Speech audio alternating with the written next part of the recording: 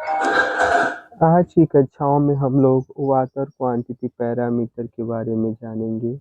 यानी कि water quantity parameter जल की गुणवत्ता मापने के पैमाना के बारे में हम लोग अपनी बातचीत रखेंगे।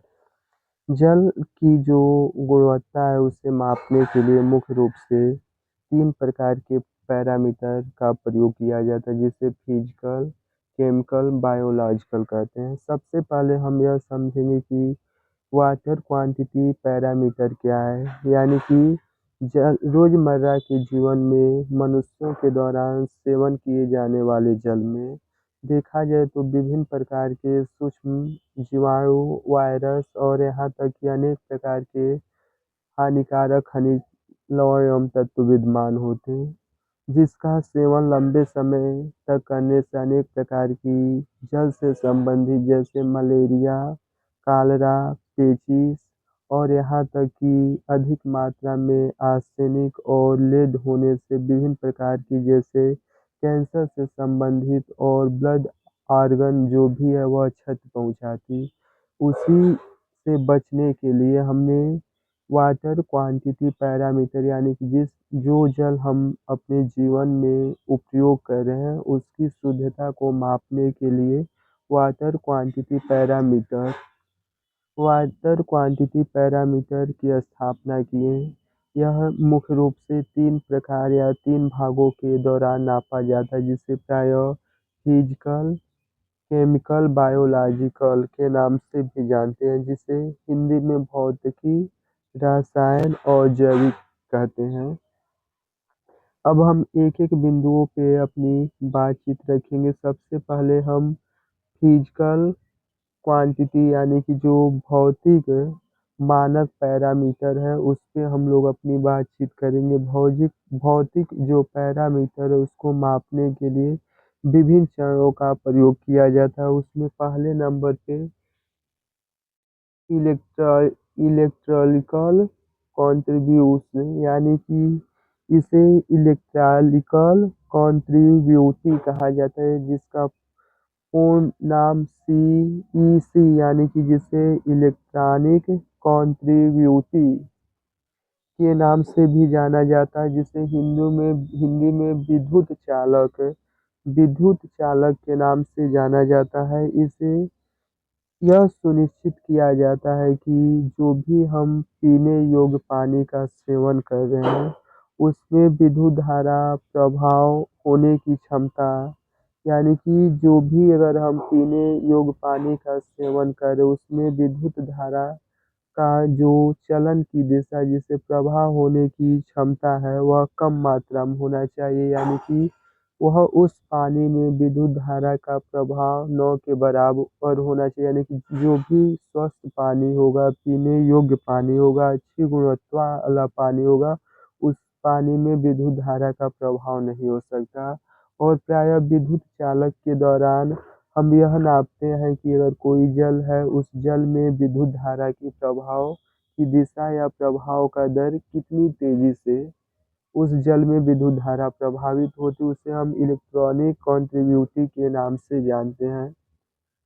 पुनः देखेंगे फिजिकल में हमने पहले बिंदु पे देखे इलेक्ट्रॉनिकल कंट्रीब्यूटर जिसे विद्युत चालक कह रहे हैं। इस विधि के दौरान किसी जल में विद्युत धारा की प्रवाह होने की जो दर है या उसकी क्षमता है उसको मापते हैं। लेकिन अगर जो शुद्ध पानी है, स्वस्थ पानी है, पीने योग्य पानी है, उसमें विद्युत धारा का प्रभाव नहीं होगा।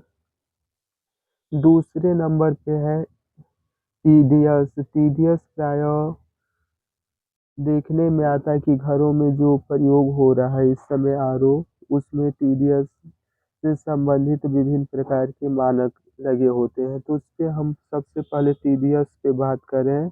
देखा जाए तो जल में विभिन्न प्रकार के खनिज लवण घुले रहते हैं। जल में विभिन्न प्रकार के खनिज लवण आप जल में घुले रहते हैं, यानी कि लवण का तात्पर्य पानी में नमक से भी हो सकता है यहाँ पे। उसके साथ साथ विभिन्न प्रकार के धातु जैसे सोडियम, पोटेशियम, मैग्नीशियम भी जल में घुले रहते हैं।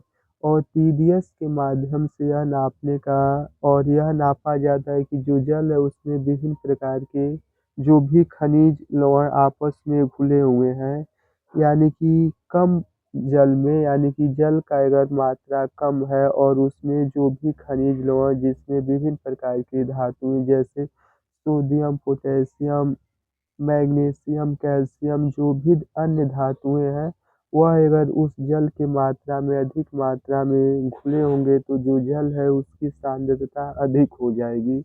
तो इस प्रकार की जो सांद्रता अधिक होगी तो वह पानी हमारे पीने योग्य नहीं होगी। उसे हम TDS के दौरान पता लगाते हैं कि कितने जल में कितने मात्रा में खनिज तत्व घुले रहते हैं। प्रायः देखा जाता है कि जहाँ पे जल गंदा या मटमैला होता है वहाँ पे TDS अधिक मात्रा में, यानी कि वहाँ पे खनिज तत्व अधिक मात्रा में घुले रहते हैं। इस विधि के दौरान हम जल की गुणवत्ता को मापते हैं।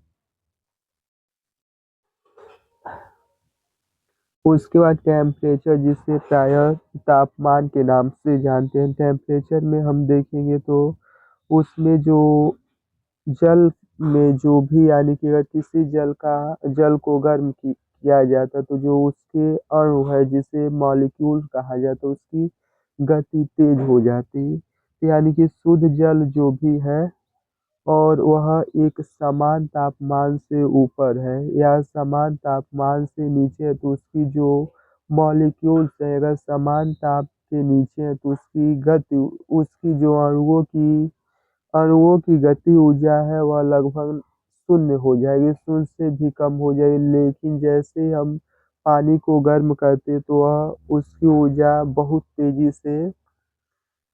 तेज़ी से उसकी अणुओं की ऊर्जा की गति तेज हो जाती है। यानी कि प्रायः देखा जाता है कि जब हम टेम्परेचर अगर किसी स्थान का जहाँ पे तापमान अधिक होता है जिसकी वजह से जलाशय का तापमान और अधिक हो जाता है तो उसमें विभिन्न प्रकार के जो सूक्ष्म जीव संबंधित वायरस, परजीवी, बैक्टीरिया है वह जल में पनपना शुरू कर देते हैं और यह एक बीमारी के माध्यम से, यानी कि जो भी मनुष्य उस जल का सेवन करता है उसको बीमार कर देते हैं। इसलिए अगर जल का टेम्परेचर अधिक है तभी भी वह स्वास्थ्य से नुकसान करेगा। प्रायः जो भी जल है वह कलर और टेस्टलेस, यानी कि कहने का आशय है कि अगर शुद्ध जल है, पीने योग्य जल है तो वह स्वच्छ होगा, पारदर्शी होगा, गंधहीन होगा और स्वादहीन होगा। यानी कि जल किसी प्रकार का में न तो रंग होगा, न ही गंध होगा, न ही स्वाद होगा, न ही किसी प्रकार का उसमें दुर्गंध होगी। अगर इस प्रकार की जो जल है उसे हम स्वच्छ जल के रूप में जान सकते हैं। हम दूसरा जो मीटर है उसे हम केमिकल पैरामीटर के नाम से जानते हैं। दूसरा जो पैरामीटर है उसे हम केमिकल पैरामीटर के नाम से जानते हैं। तो पहले हेडिंग के रूप में पीएच लेवल उसे कहते हैं कि हम पीएच लेवल के माध्यम से यह नापने का प्रयास करते हैं कि कोई पानी है, उस पानी में कितना हाइड्रोजन है। उदाहरण के लिए जिस पानी में हाइड्रोजन आयनों की सांद्रता अधिक होगी, यानी कि पीएच के माध्यम से हम यह नापने का प्रयास करते हैं कि कोई जल का निर्माण H2O यानी कि हाइड्रोजन और ऑक्सीजन के संयोग से बना है। तो पीएच के माध्यम से यह हम नापने का प्रयास करते हैं कि कोई जल है उस जल में हाइड्रोजन की मात्रा कितनी है। अगर हाइड्रोजन की मात्रा अधिक होगी तो वह जल अम्लीय होगा क्योंकि उस जल की सांद्रता अधिक होगी। अगर हाइड्रोजन की मात्रा अधिक कम है तो वह जल क्षारीय होगा। एसिड जल प्रायः, यानी कि हाइड्रोजन की मात्रा 7 से अगर अधिक है तो वह अम्ल होगा और 7 अगर जल है पीएच मान तो वह न तो अम्लीय होगा न ही क्षारीय होगा। लेकिन जैसे ही 7 के नीचे हाइड्रोजन की मात्रा आएगी तो वह जल प्रायः क्षारीय जल कहलाता है।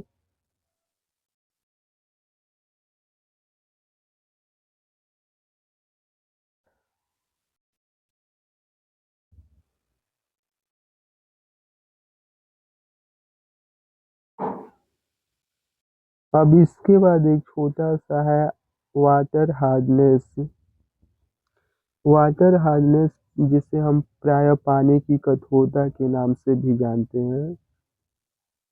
वाटर हार्डनेस उसे कहते हैं कि पानी है उसमें विभिन्न प्रकार के जो खनिज लवण मिले हुए हैं, जिसकी वजह से जो पानी की कोमलता है, जो पानी पीने योग्य होनी चाहिए, वो पानी पीने योग्य नहीं है। जैसे उदाहरण के रूप में देखा जाए तो जो भी समुद्र के जल है उसमें अधिक मात्रा में सोडियम और कैल्शियम यहाँ तक कि कभी-कभी पोटेशियम लवणों का मिश्रण होने की वजह से जो पानी है वह पानी पीने योग्य नहीं होती, उसे हम हार्डनेस वाटर के नाम से जानते हैं। इसमें सबसे पहले हम देखेंगे डिज़ोल्व ऑक्सीजन जिसे प्रायः डीओडी कहते हैं। डिज़ोल्व ऑक्सीजन यानी कि प्रायः जिसे हम डीओडी कहते हैं। डिज़ोल्व ऑक्सीजन के माध्यम से अगर कोई जल है, उस जल में घुली हुई ऑक्सीजन की मात्रा को प्रदर्शित करता है।